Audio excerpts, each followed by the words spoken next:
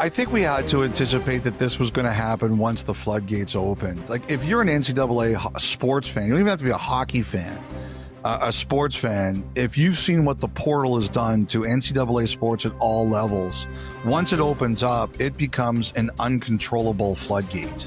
You know, if players are unhappy or players are given a better offer, they are going to jump to somewhere where they think they get the better offer.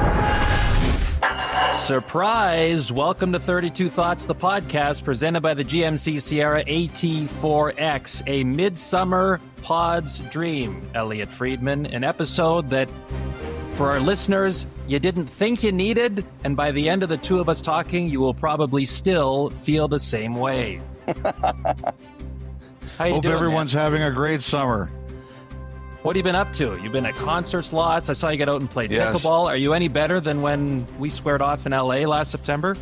Not yet. No, you got me pretty good. I will tell you that one of the things I've really been working on is fixing my golf. I was really unhappy with the way I played the first time I went out this year, and I said, that's enough.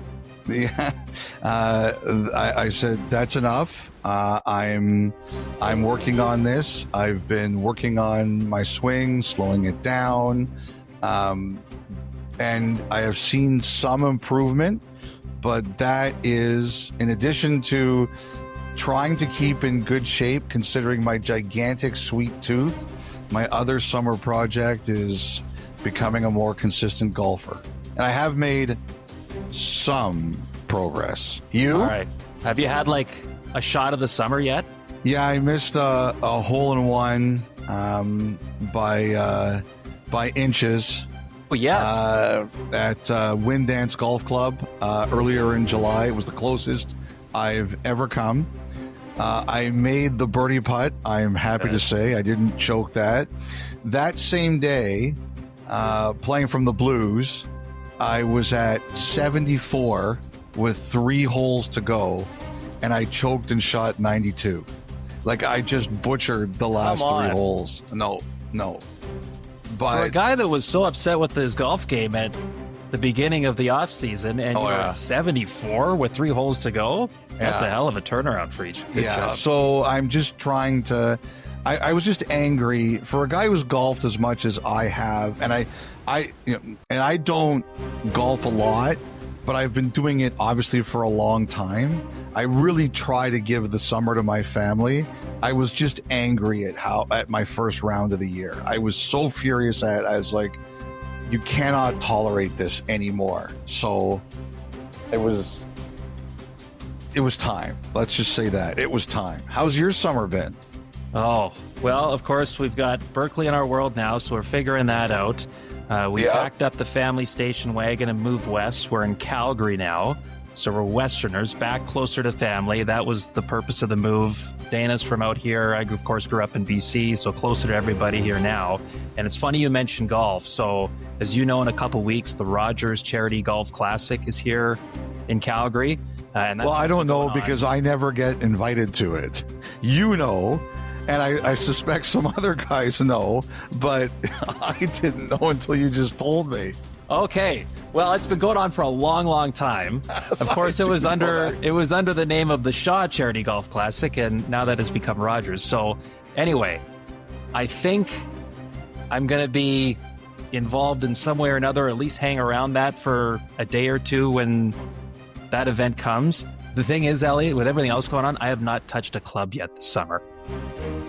I have not touched a club yet. No. And I'm trying to get out, but I haven't yet.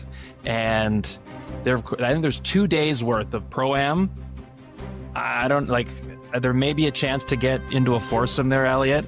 I'm just really nervous, but I can't say no to an opportunity like that. No, I'm in a bit of a bind. You can't. You just, you know what? Like, that's what I do. I go out to a range and I just hit balls. And I totally understand. Yes. Yeah. But the thing is, you just gotta and let's be honest. Dana would like you to go do that from time to time. She would like you out of the house. Yes, it's all fake. on the show. It's all fake. She's She's really saying, get out of the house. And we should say, we don't do this with video, but this is the longest I've ever seen your hair. What's going on here? Yeah, not by accident. Well, there's just been no reason to cut it for the longest time. And then I was like, well, I need to do something. I just think it's time to try something different, more or less. And I've loved it. Had a very similar look for a lot of years, Elliotte. Long time. Just going to try something different. We'll see how long it lasts. The good thing about hair is if you hate it, you can always cut it. Charles Barkley is going to be so disappointed. What if it turns out okay? Maybe I'm just being naive and stupid. No, it might. It's so you've gone all the way across the country, now living in Calgary. You're a Western Canadian, you're a parent, and your hair has gone just crazy. A new Kyle Bukauskas has landed on Earth. Figure if there was ever a time, it's now, Elliotte. So we'll see. Come September, October, we're still kind of in the tweener phase now. We'll see in about 6 or 8 weeks if it's any better. So the real reason we wanted to drop in this episode halfway through the off-season thereabout is that we had an opportunity to have a conversation with Spencer Stastny, who was a defenseman in the National Predators system.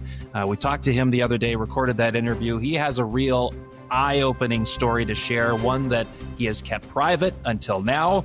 So be sure to stick around for later on in this episode for that conversation with Spencer. So yes, Elliotte, we are about halfway through the summer. Normally, we'd still be in hiding at this time, but I think this is proof, Elliotte, that you miss me and you miss Dom, and you wanted to bring us all together. I don't know if I would swear that on a stack of Bibles, but okay, let's go with it. All right. We figured since, as Kyle said, Spencer was good enough to tell us his story, and we'll talk a little bit more about that in the back end of the pod. We throw something together and just talk about some stuff we're hearing. I'll be honest, I haven't done a lot of in-depth reporting, just hearing some things and reacting to things here and there. So where do you want to start, Kyle? Just some of the stuff we're hearing around the league. Yeah, well, I guess we should start with maybe some of the big names. Like in terms of the UFAs right now, there's still Jack Roslovic amongst others, but the big ones that are eligible to sign an extension that will be due a new contract a year from now: Connor McDavid, Kirill Kaprizov, Jack Eichel. There's the RFAs, Luke Hughes do a new deal this summer, Lane Hudson a year from now in Montreal. Anything you're hearing or where any direction in those cases could be going?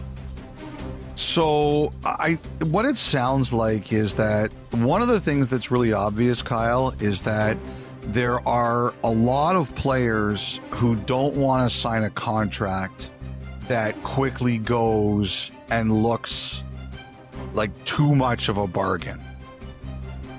And so, for example, this week, the Athletic did an article which was, the top 10 best value contracts in the league. And the funniest reaction I had to that was that